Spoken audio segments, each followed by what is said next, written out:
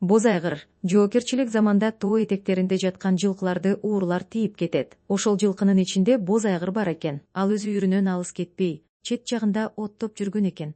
Урлар жылкыларды кайрып айдаганда боз айгырды кошо айдап кетет. Жолдо 3 күн жүрөт. 4-күнү күнү өз жайыт эмес, башка жер экенин сезет да, боз айгыр өз жерине качып келет. Байдын уулу боз айгырдын бекер жеринен үйүрүнөн бөлүнүп келбегендигин билет да, айгырды кармап, токунуп минет да, жарак жабдыгын асынып, жылкынын артынан кууйт. Жылкыга жетип, алдын үйрүп токтотот да, үйүрдө айылды карай айдайт. Муну көрүп калган каракчылар туш-туштан чыгып, баланы кармап, сазайын бермекчи болушат. Бирок алардын бул ою ишке ашпайт. Бала эр жүрөк экен. Беттешкен уурулардын экөөнү аттан түшүрө чабат. Боз айгырдын көкүрөгү менен урдура уурулардын шаштысын кетирет. Дагы экөөнү жыга чаап, жылкыларды айылга бурган кезде баланын карматпай турганына көздөрү жеткен уурулардын бири милтелүү мылтык менен атат. Бала сандан жарадар болот. Бирок ок жеген бала мурдагыдан да ызасы курчуп, бутун бел куру менен бекем таңып алып, каракчыларга карай беттешип, баарын аттан түшүрөт да, аттарын жылкыга кошуп айдап айылына жөнөйт. Жолчубай бир топ узап,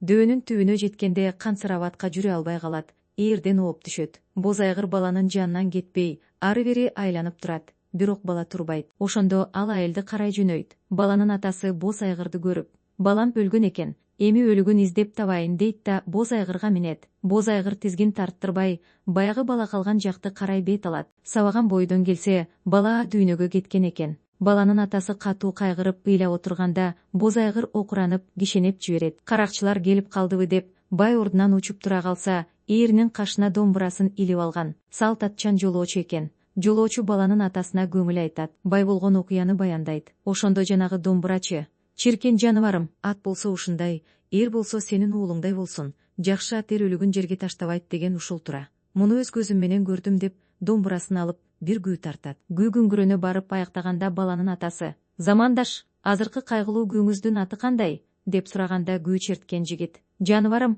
боз айгырга ыраазы болуп, ошого арнап черткен күүм эле. Атын боз айгыр койдум. Бул айгыр болбосо балаң кайда, өзүң кайда элең? Баланын сөөгүн кайдан табат элең? Тур эми, элиңе жөнө, кайгыга чөмүлбөй" деп баланын атасына жардамдашып үйүнө жөнөткөн экен.